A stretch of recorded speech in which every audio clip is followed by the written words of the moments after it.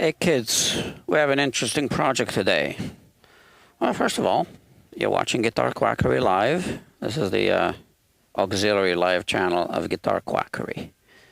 Guitar Quackery has a YouTube channel called Guitar Quackery.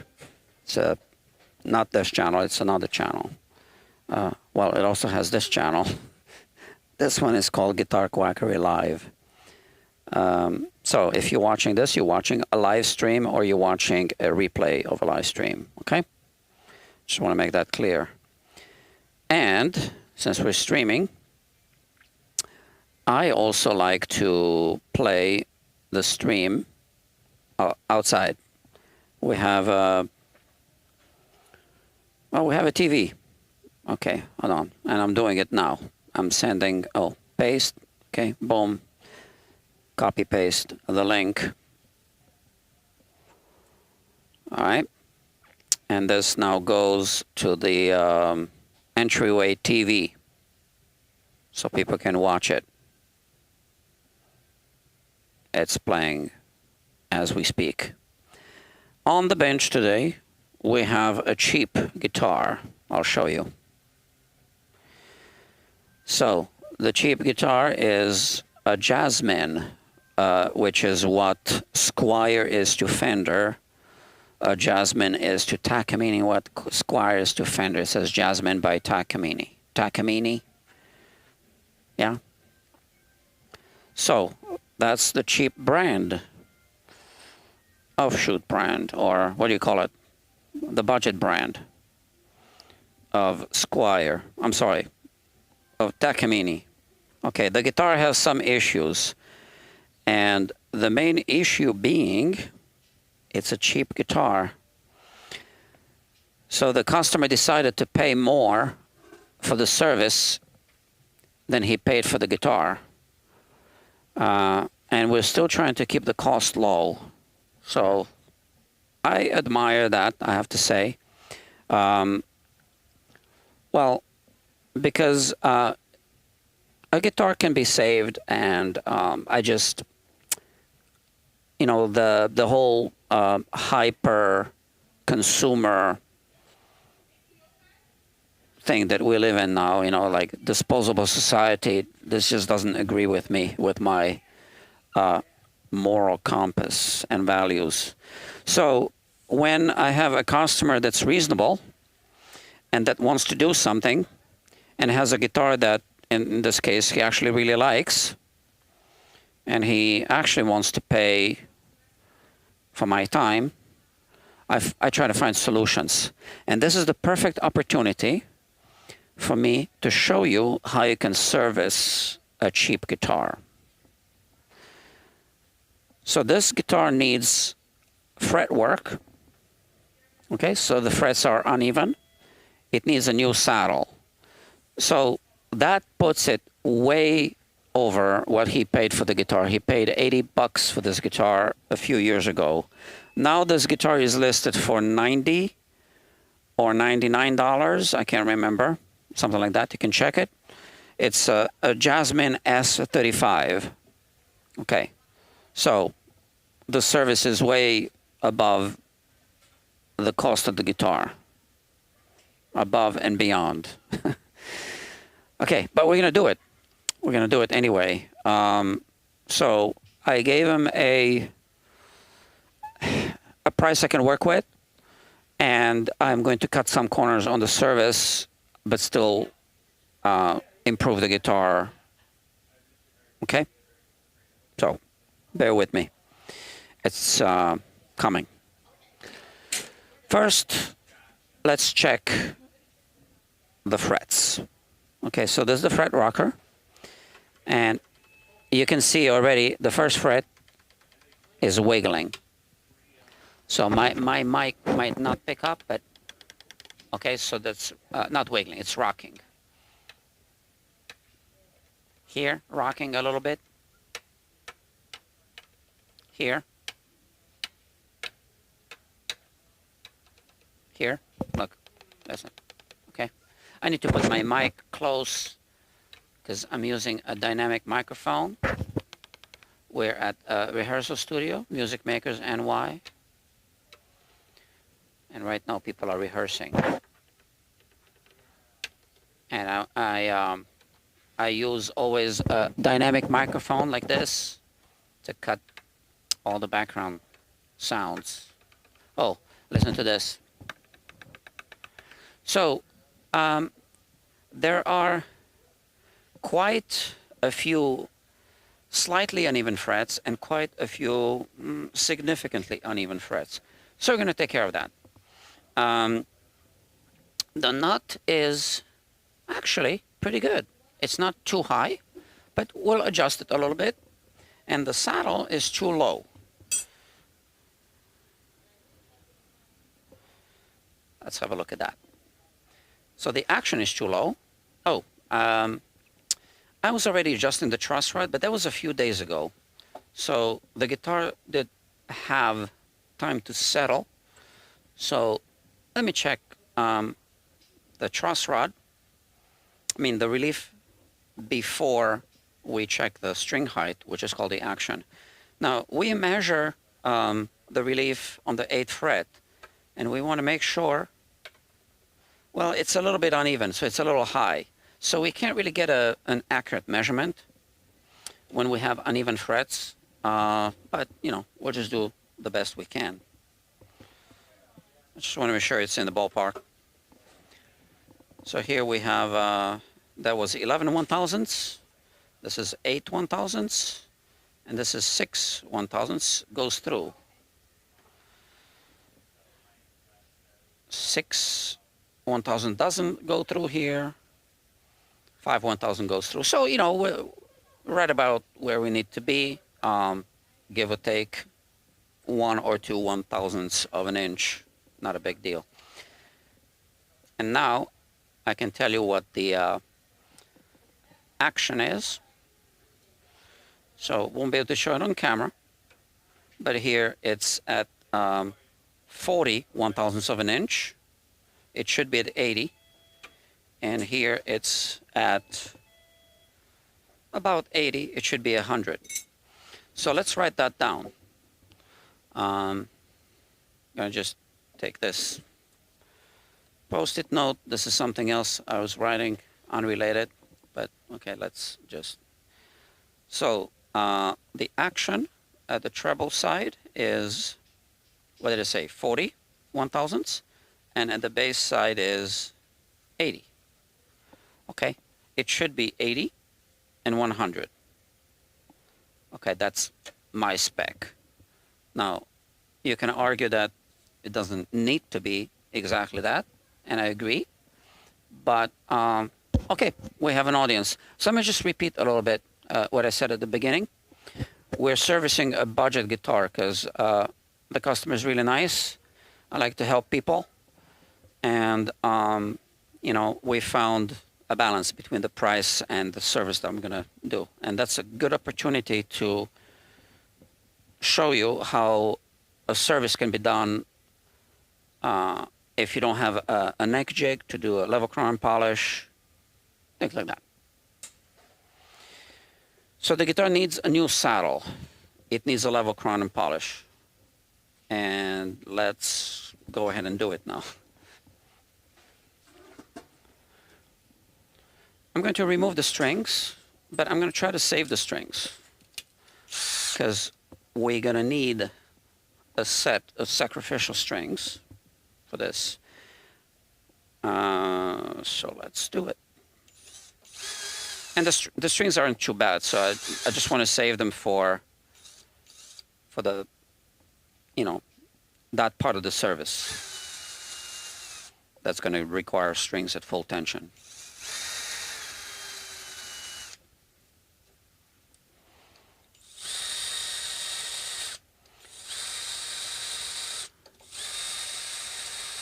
It's an $80 guitar that's going to get like a service that is really more than the guitar is. I don't really like to use the word worth. You know, it's worth whatever people want it to be worth. So if it's worth it to the customer, you know, let's respect that. I'm looking for the other capo. Where is it? Oh, right here. Okay, this one's better. That's because this capo has, you know, the handle, which is really good for some things, and this one is good for turning the guitar around. Okay, and now let's remove these. This is a great little tool. Oh, you see, I'm having trouble removing the first string, so we'll check the bridge plate. And this one too. Oops. But the pins aren't damaged, so the slots aren't crushed.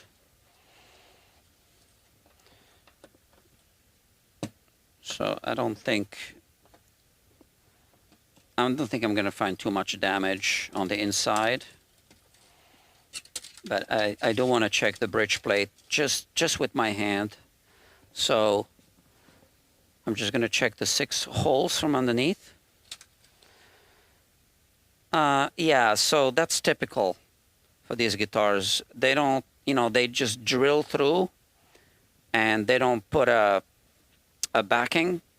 So you have, you know, like an exit wound, and you have blowout of the wood fibers. And that's why, in this case, the ball ends of the strings were getting stuck a little bit. I couldn't pull the pins out. But we're not going to do a bridge plate repair on this one, you know. It's going to work, all right? So, yeah, so because I do want to save the strings, why don't we do this? We can wrap them around the headstock.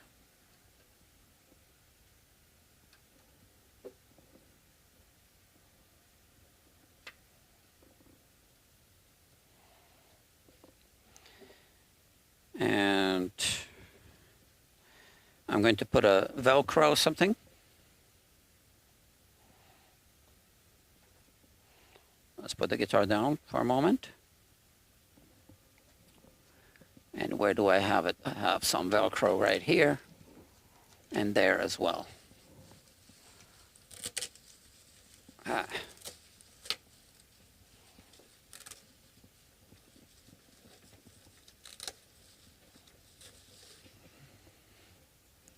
Okay. So since we're doing a budget repair, we want to save these strings for the work we'll be doing on the nut.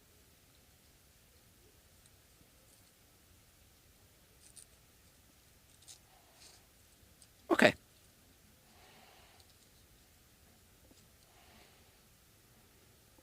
Well, it seems like I didn't have to double it up. Let's just do it this way, a single.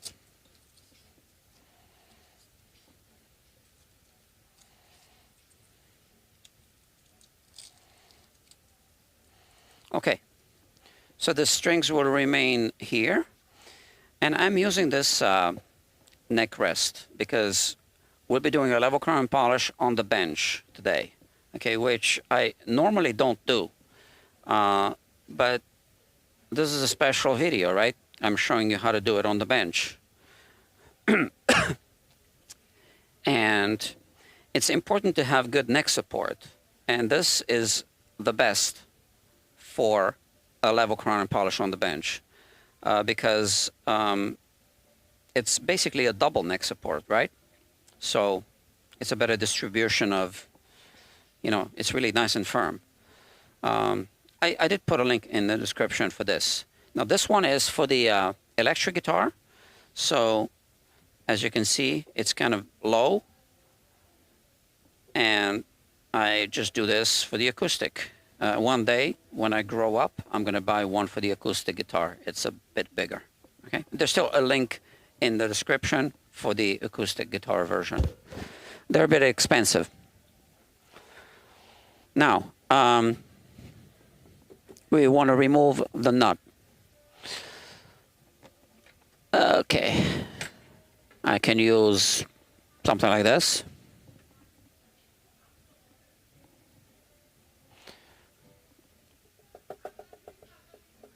So in this case, there's no lacquer.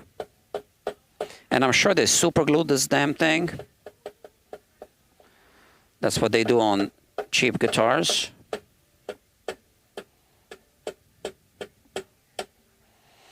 Okay, it's coming up. Okay, it moved a little bit.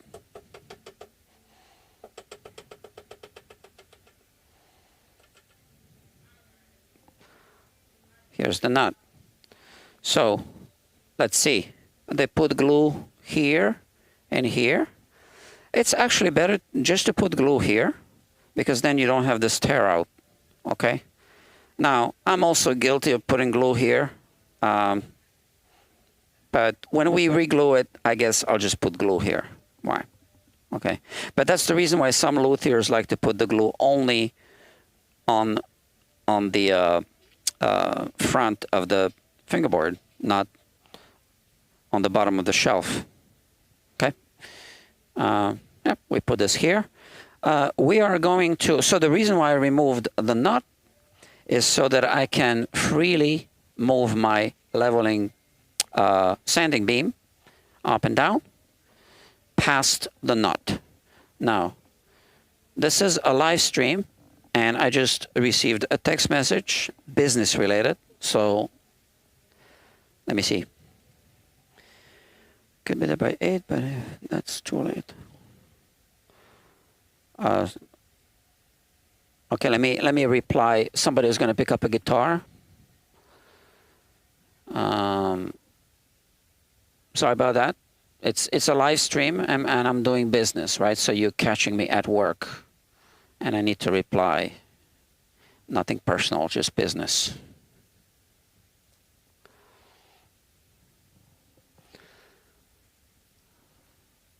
Okay.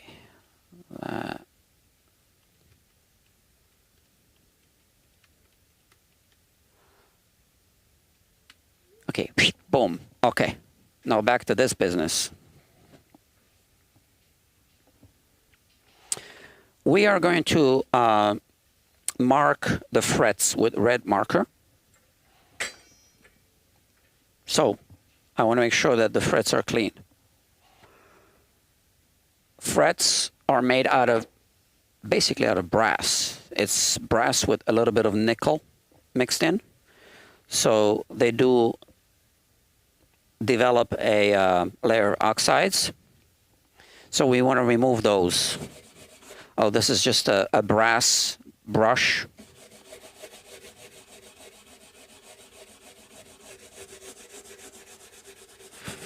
Careful here, obviously. This is at a higher level than the soundboard.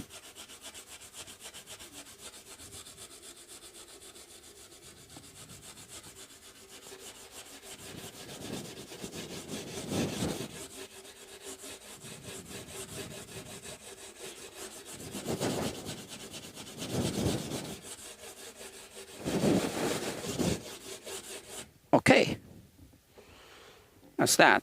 Now let's just brush off all the nasty stuff. And now I'm going to use a red marker and maybe a fret guard like this so I don't hit the fingerboard. I hate when this happens. I have another one.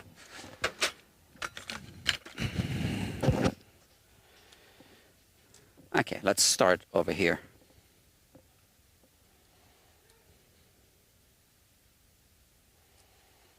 So this way I can do it quickly, and if I miss, I don't put ink on the fingerboard.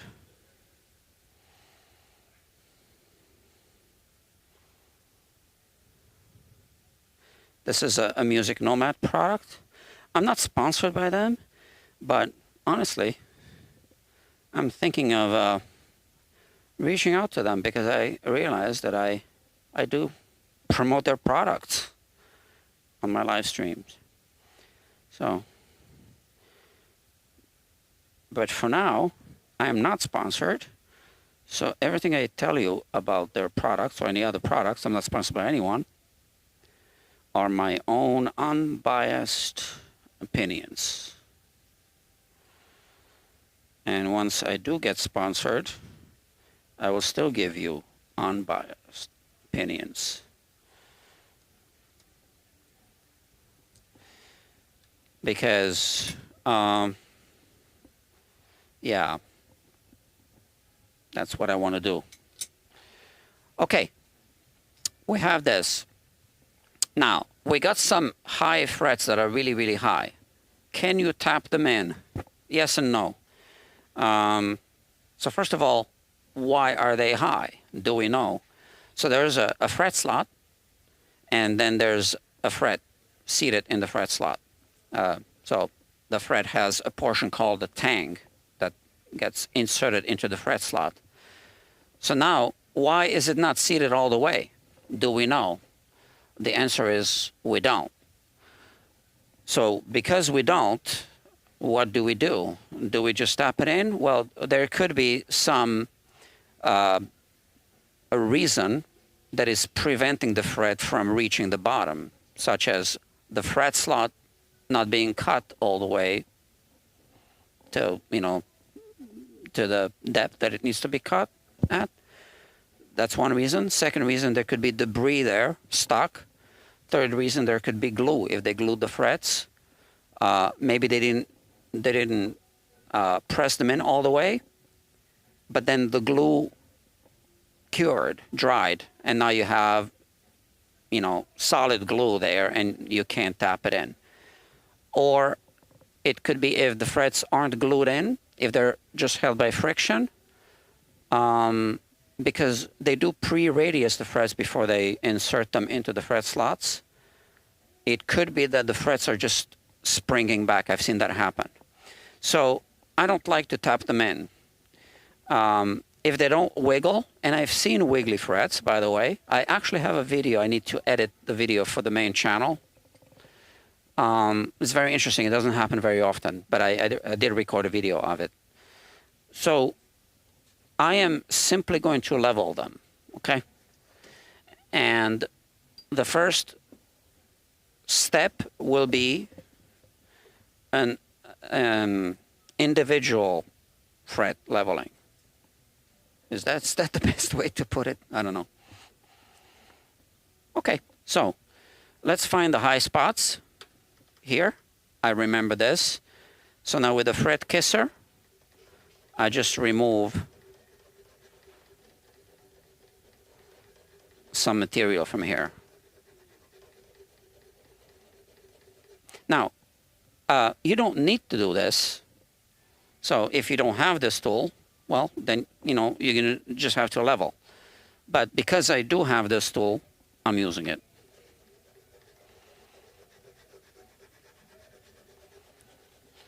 So if you try to do this at home, I guess skip this if you don't have this tool. But I would really recommend buying this type of neck rest, because without this, you aren't going to be able to do a good job.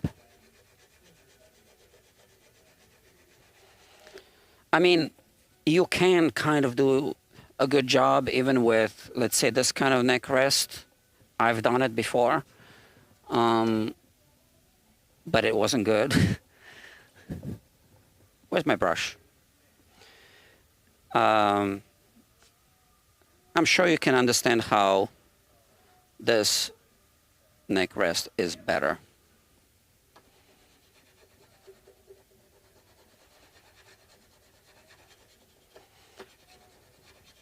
So look at this now.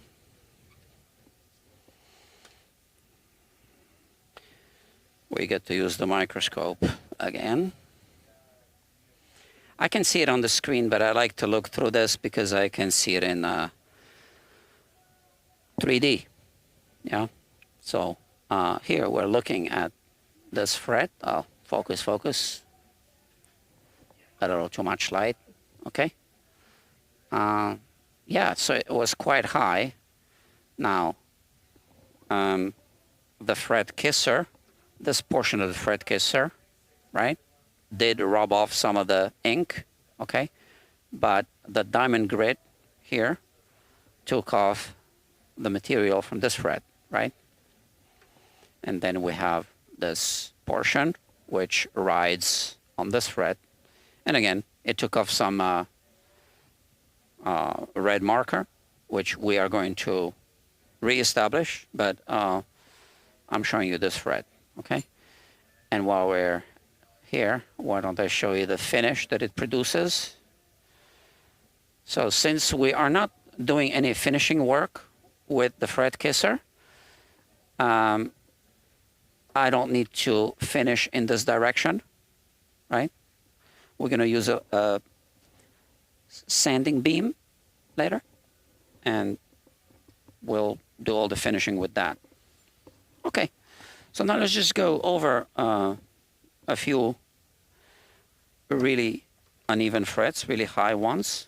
So this one's also high. Now that this one is lower than it was, now this one reads high as well. So let's take some material down. Oh, and by the way, on an acoustic guitar, it's actually quite all right to end up with lower frets because most players don't bend strings on acoustic guitars. And you know, it's not going to affect the playability of the guitar too much or at all if the frets are kind of low. Okay.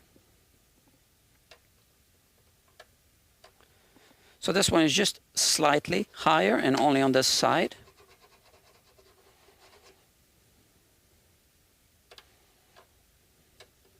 Here we have a hump. So here you can see how uneven this fret was. And I'll show you through the microscope. Again, why not? We have it right here. Okay. So you can see that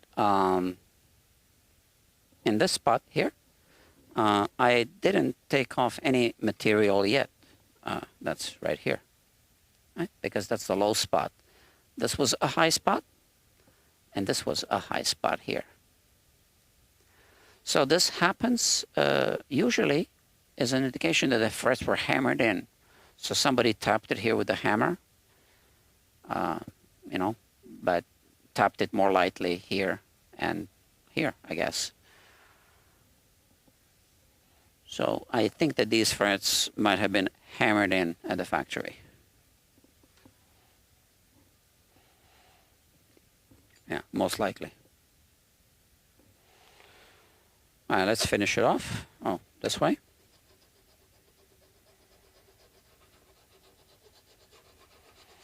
Okay, and now we check the adjacent frets. You know, I don't want to spend too much time with the fret kisser because we are going to use a sanding beam.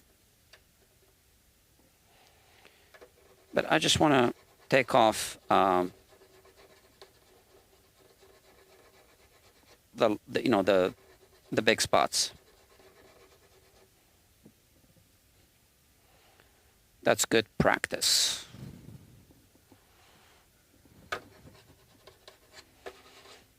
Okay. Now you might be wondering, why even bother using the fret rocker? Why not just go ahead with a fret kisser? Well, this is a more precise tool, okay? And the fret rocker really gives me an idea by how much the fret is uneven. Sometimes when you have this situation, you have two frets that are slightly higher than these. You can, let's say past the 7th fret, you can start using this portion to level 2 frets at once.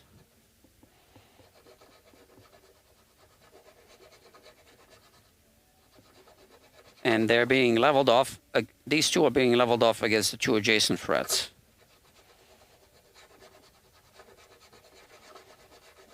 You see, now, this is why I like to use my dynamic microphone. They're playing an Eagles song. And I don't know if you've seen the videos on YouTube about Don Henley going after YouTubers. Well, I've seen him and heard him say himself that he's got a team of 60 lawyers going over all YouTube channels daily, hunting down people who are playing Eagles songs. So now they're playing, I don't even want to say the title of the song, right? Am I allowed to say Eagles? I don't know.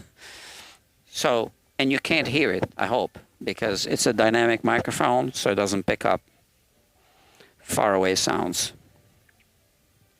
But here we have a high fret. So it becomes more and more difficult to use the fret kisser as the frets are closer together.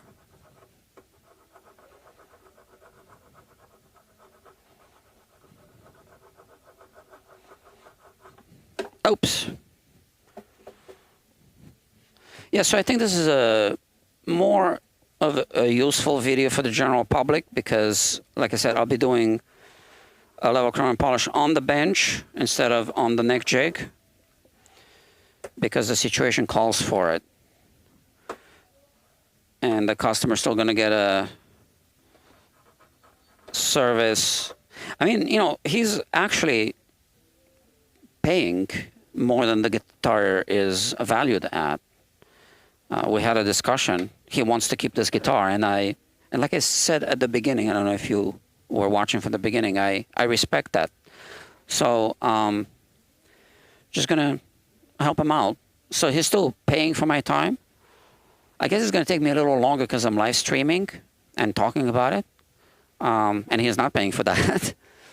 I can't make him pay for that, right? But it gives me the opportunity to show you how to do a level crown polish on the bench. And more useful than showing you how to do a level crown polish on a tool that most people will never have at home, obviously, which is the neck jig, which is outside. I just need to grab something from here to protect the guitar. I have these covers.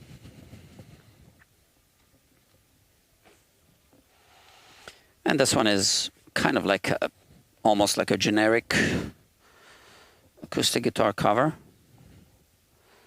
Like this, okay. It's not a perfect fit, which is fine because now I'm just going to tape it off here and there using this tape.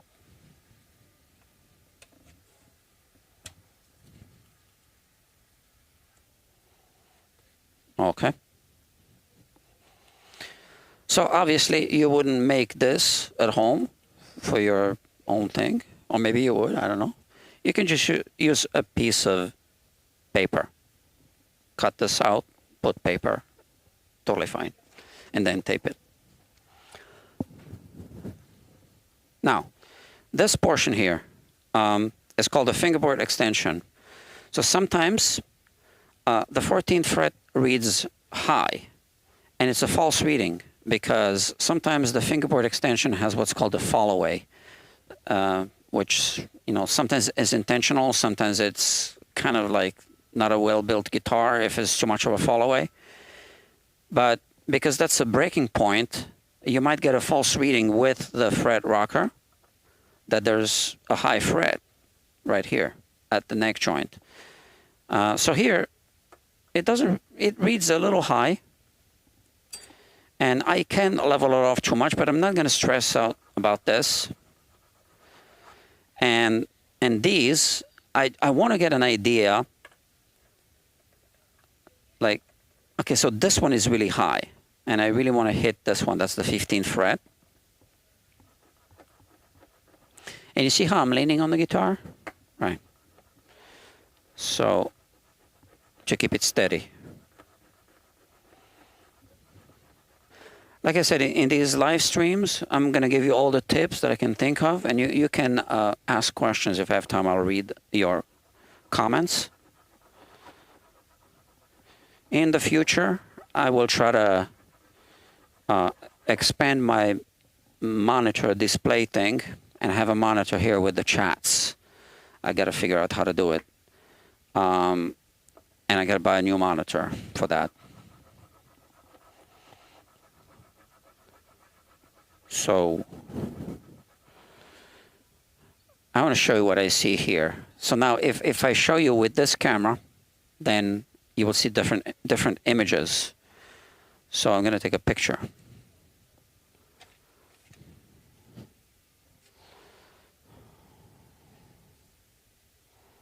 Hold on. I can do a 16:9 thing. Okay, let me show you what is on that screen. Oh, see, now I don't have the switcher on my phone. Well, okay, so this is it. That's my monitor. And here I see, oh no, is it autofocus? Yeah, camera.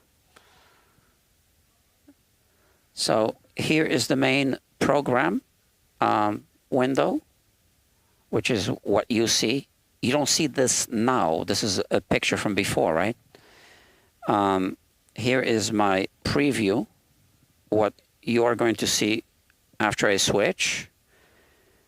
Here it tells me that it's on air, the audio monitors, and then the 8 cameras. As you can see, some of them are off. But that's basically what it is. And usually I have my switcher on the phone, the switcher app, okay, which looks like this. I think you've seen it before. Okay, this is it. Okay, whatever. And then I can also switch here. I have the actual switcher and I have a Stream Deck. You can look that up, what a Stream Deck is. And I want to put another one here so I can do the switching without the phone. But everything costs. Okay, back to this. So this fret was high, like significantly higher than it should be. And the rest are decent. So I normally want to work on the fingerboard extension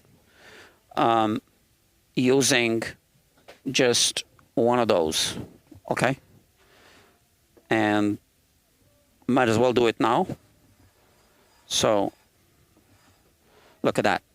So a quick pass reveals. I'm not going to use the microscope now, but let's hope this camera picks up.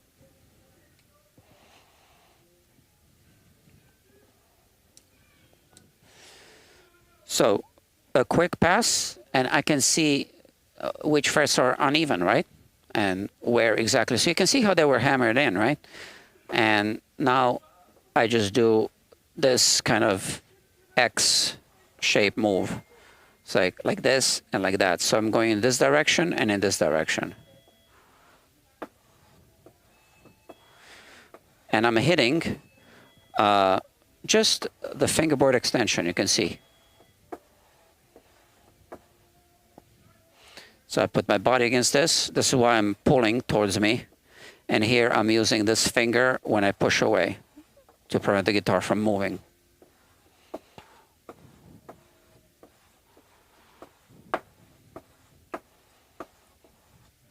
So it's not practical to go over all of these with the fret kisser.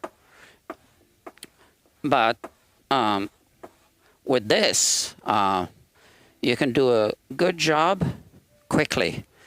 And now you can clearly see that this fret was lower, much lower than these, right? Yeah, there's a low spot here where you can just leave that. a low spot here.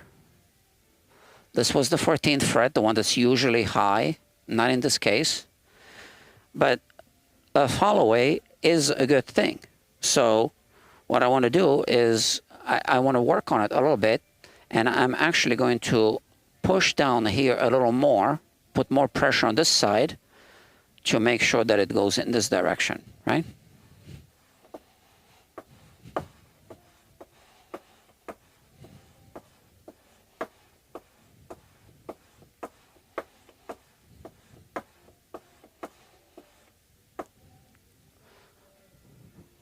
Okay. Next, we're going to adjust the truss rod for the level crown polish of the fingerboard. Okay, so let's call this the fingerboard and this the fingerboard extension, right?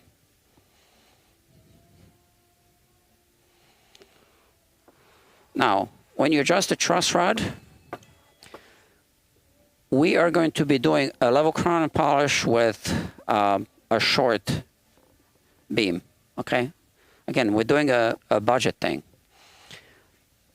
So it's good to have a slight back bow. And I didn't want to adjust this before because I had all these uneven frets. So with the uneven frets, you can't even get a good read off of the frets using a straight edge. Now, you can use a notched straight edge.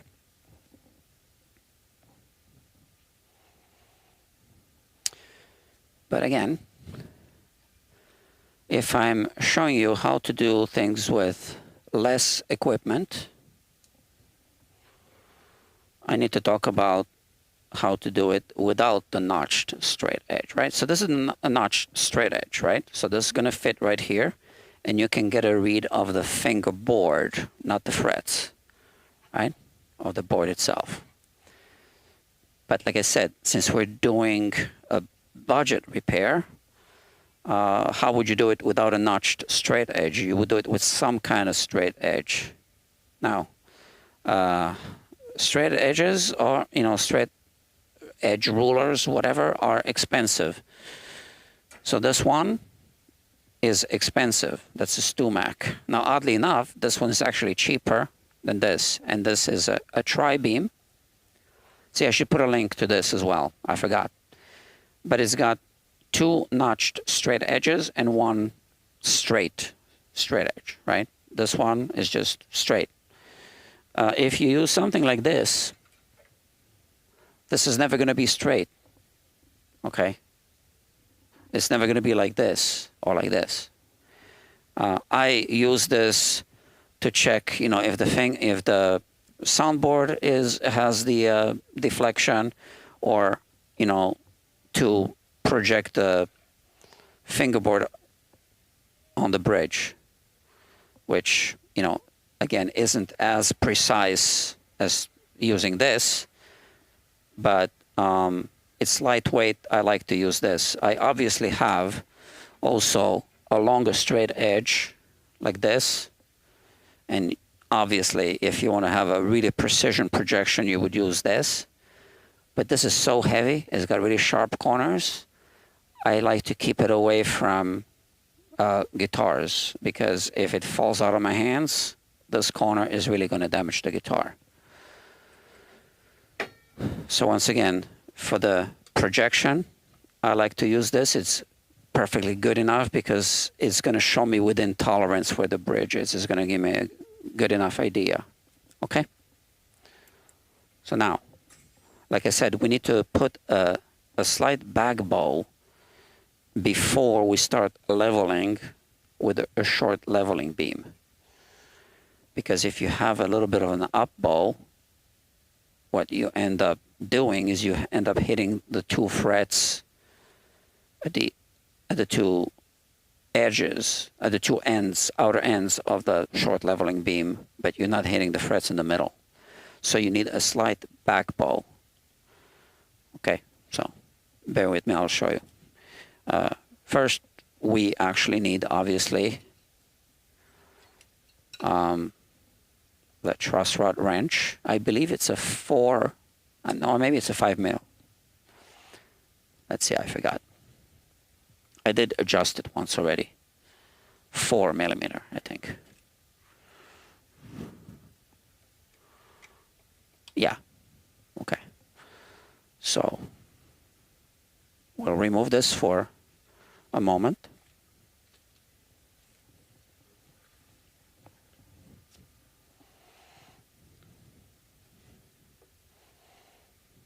Okay, so let's talk about this.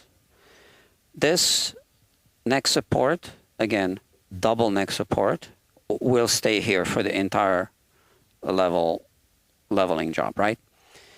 And we are going to put a slight back bow with this in this position, because that's where it's going to be. So just remember that it's between, like, right after the second fret here, and then it falls wherever it falls, right? So that's where we want it to be. So now that we've leveled off some of the high frets with a fret kisser, we can use some kind of straight edge to get a little rocking like this, okay? Now, the relief was adjusted at full string tension, right? So now the neck went into a little bit of a back bow, and I believe it's too much of a back bow, so I need to release the truss rod.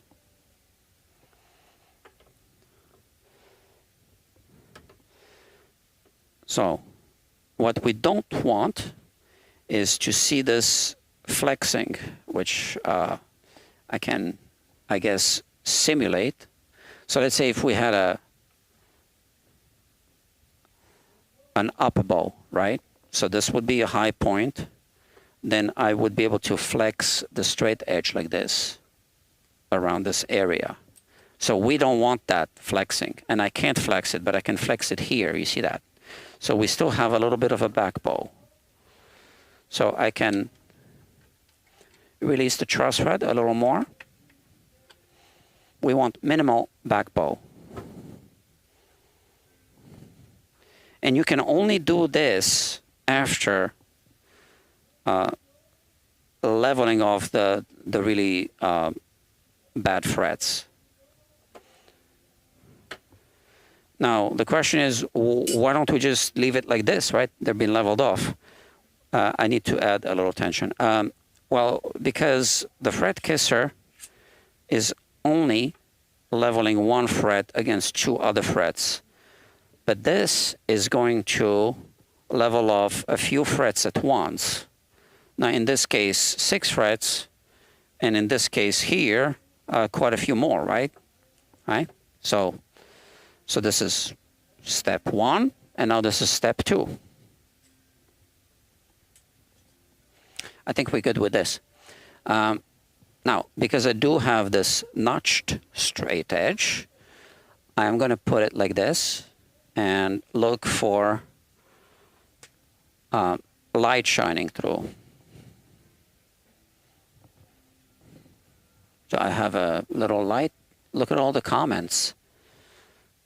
Wow. Thank you. So that might be hard to show on camera, but I'll try.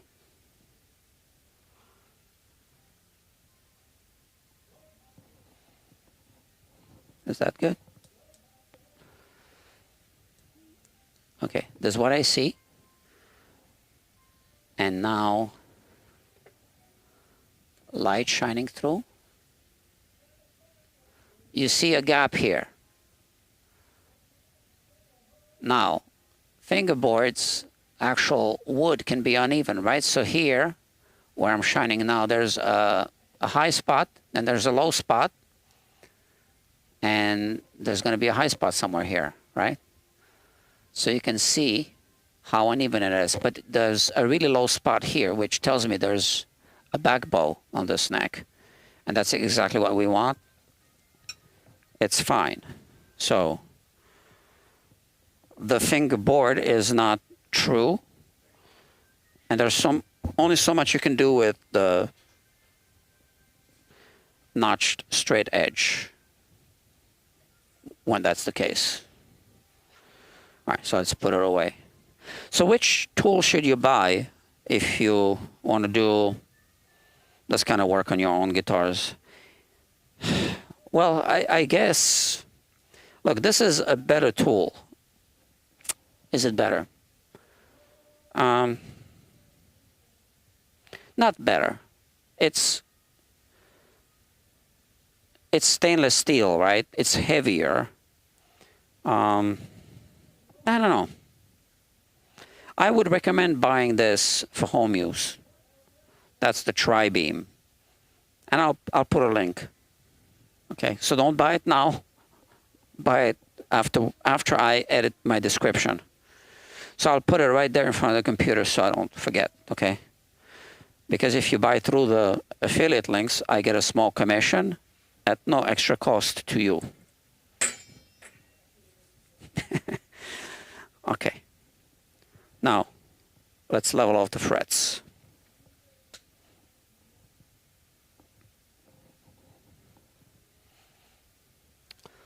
So, leveling should be quick now.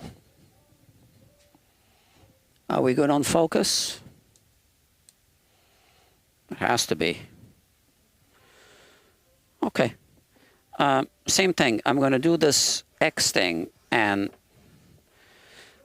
okay, so I'm trying not to move the guitar. So my technique is this. I'm holding it down here. And with the other hand, I'm holding my finger here. So when I go in this direction, I'm actually pulling the two fingers together, right? I'm pushing the thumb towards my middle finger. And it's this move, X, X, right? Now I want to move a little bit, small increments at a time. And we have an interesting situation here that I want to show you, which I am going to show you with the camera right here.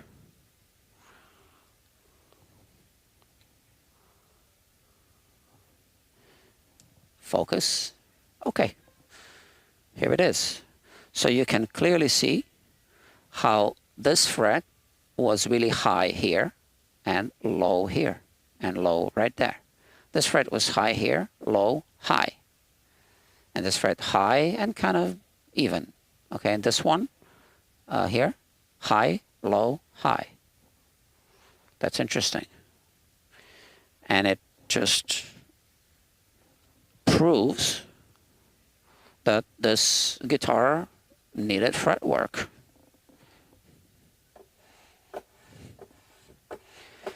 So I'm moving down, okay, like this.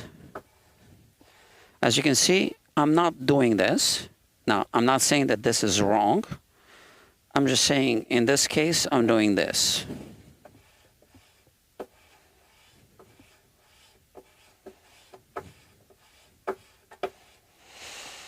And here we have a situation too. So, similar thing. I can really see how uneven the frets were.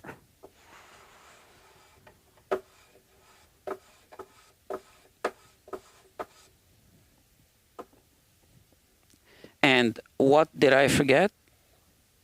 I forgot to cover to protect the soundboard.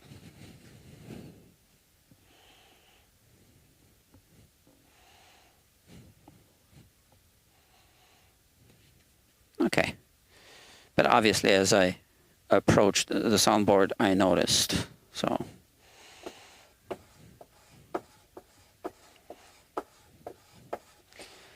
So here we have a situation because we have a really, really low fret here. And we need to take care of this.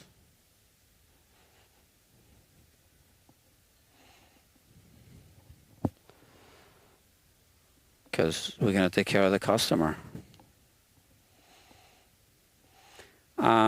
Now, I'm just putting the microscope here, and I'm going to show you this through the microscope. We're going to look at this fret right here through the microscope.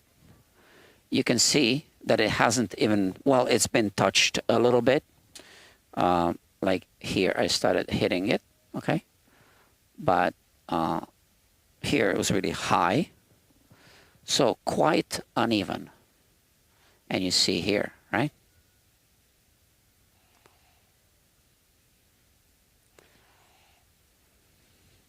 Quick inspection.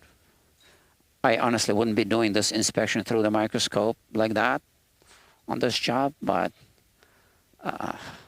I love my audience.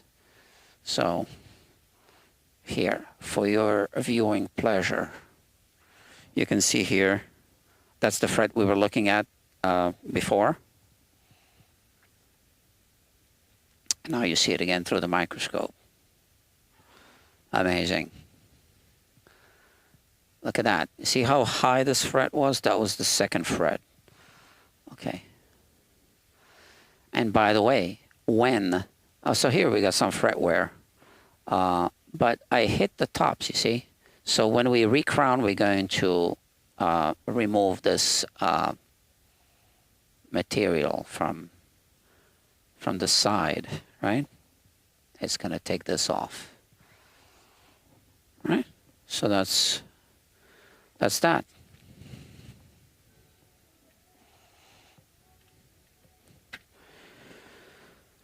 Like I said, the 11th fret is low, and we don't want to leave it like that.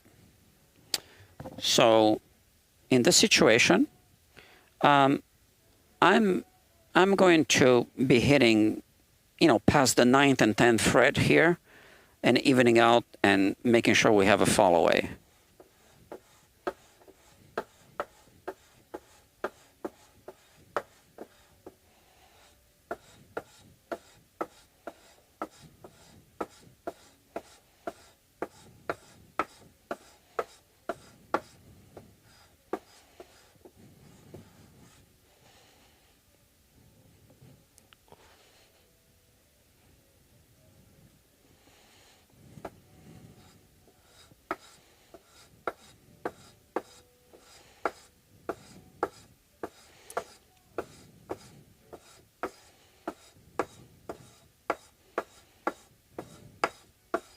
Now, I did say before that I was going to go over with the red marker again.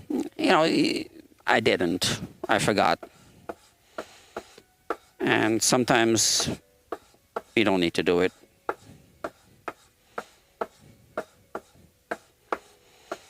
In this case, I really don't think it makes a difference.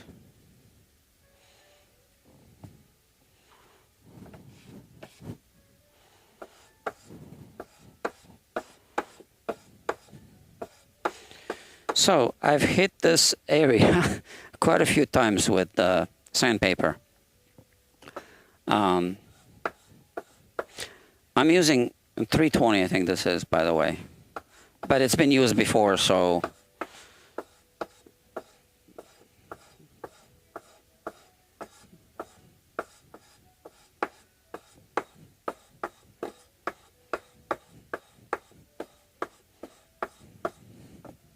Okay. Now, with this stubborn situation here, I do want to go up and down a little bit like that. And I'm still going diagonally.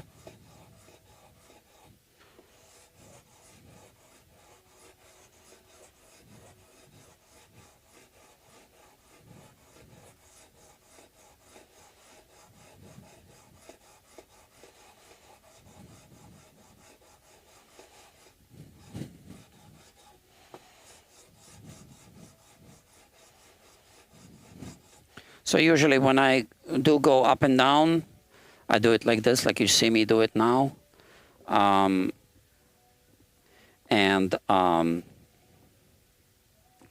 still keeping it, like zigzagging. I think this might be good now. So we have, so it's hard to tell because sometimes the grit kind of accumulates. It will hit the red marker, but it is a little bit. So it's not that the 12th fret is higher, it's the 11th fret that's lower. So yeah, we need to match it.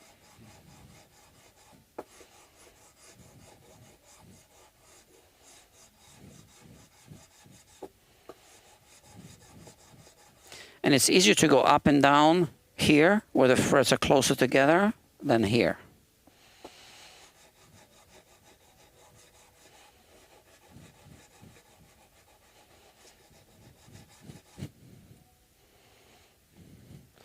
So maintaining the radius is also important, which is why you want to be hitting sometimes this area a little more and then this area a little more, so that the middle area doesn't get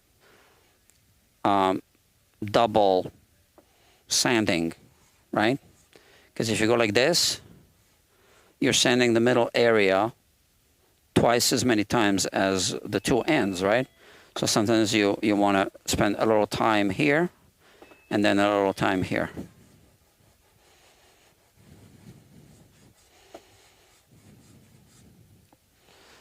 Okay, so I'll check again. So the 11th fret is the low one, right?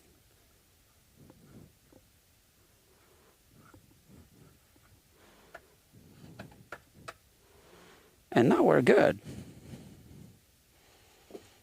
So let me finish off like this, removing all the scratch marks.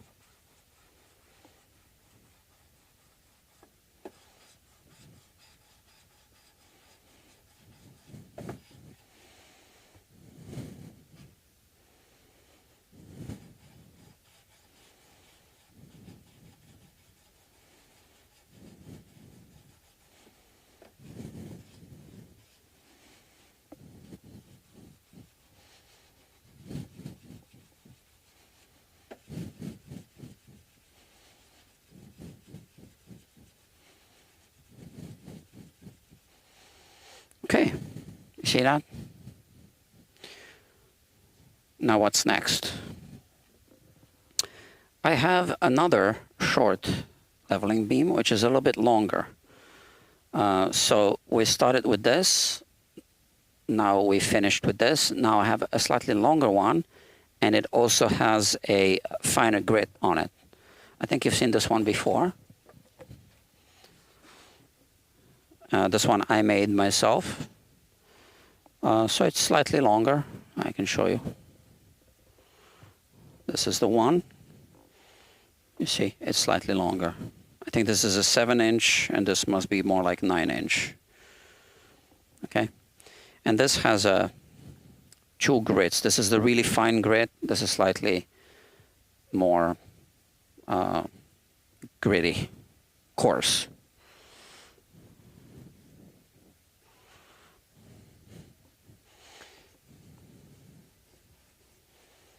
Now remember, we do have a slight back bow. So one thing that I cannot really show on camera is the fact that I am, the longer this gets, I am pushing down here first, and then releasing pressure from here, and then pushing down here to finish off. And I do the same as I move it.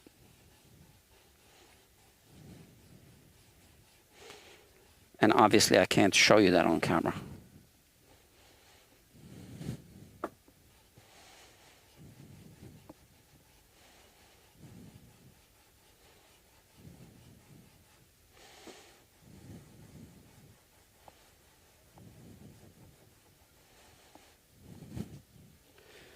Now, do we really need to, this was the coarse grit, this is the fine grit, do we need to finish with this? Not really, because I'll be doing more polishing. Yeah, so we don't need to do that. Now, let's just put these away, because we don't need them now. And put the fret kisser away. We don't need that anymore.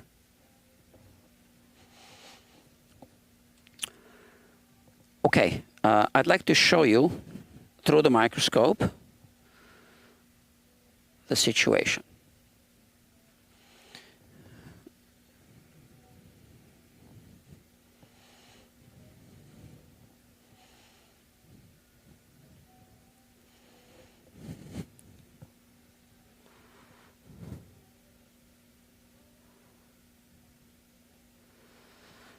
Okay, so here we have our first fret. Oops. Maybe a little more light. So this is the surface. Okay. That's the first fret.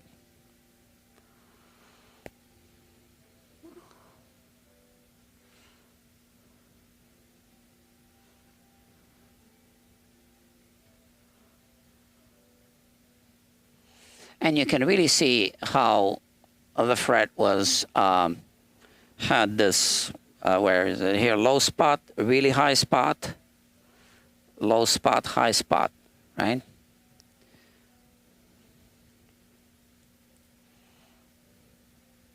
Again, I wouldn't be looking through the microscope, but I have a great audience, so it's all for the show. Lower spot, high spot, right? Obviously. And then we'll look at that 11th fret. So here we had a, oh, sorry, here, low spot. I need to put my phone away. Okay. Really high spot and then lower spot. That's a low spot, right? And that's the 11th fret. You see the two dots here of the octave? So now you see that we did hit the top. Not much, right? We barely kissed the top. So this area will not require much recrowning. But the same fret was really high here. And look at the 12th fret, 13th fret,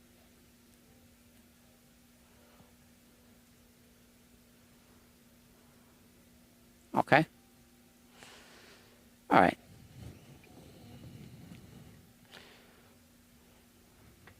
Now we can start recrowning. So I'll be using crowning files, and a customer said she would come around 8, which is in a few minutes. So I might need to take a break to collect the payment. Let's make sure the credit card machine is on. Yeah, it's on. Oh, look at all the comments.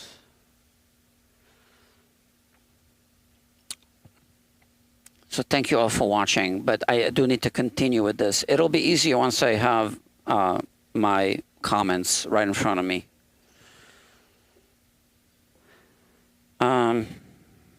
Yeah, let's use this file. This is the StewMac. It's the 4491 file. Here it is. You can see 4491. So I put a red dot here so that I know which side is which without looking at it. So we'll be using the smaller one, not the larger one. So red dot needs to be on this side, right? And here, this fret barely needs any touch up. Now, I know sometimes you see me put the red marker on, sometimes not.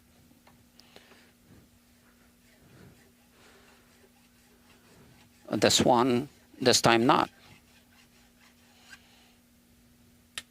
Red marker is expensive.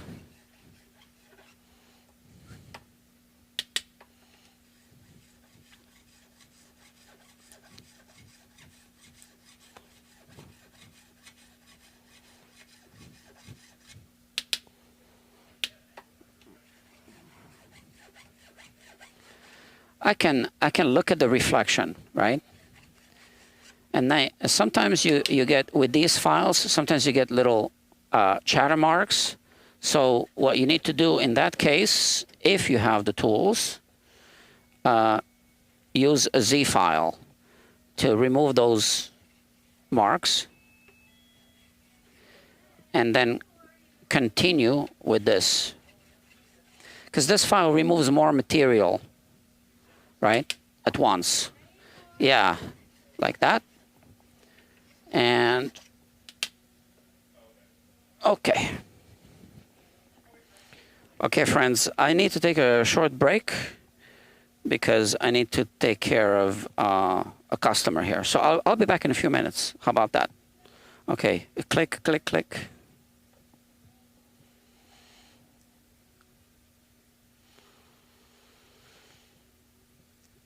And boom.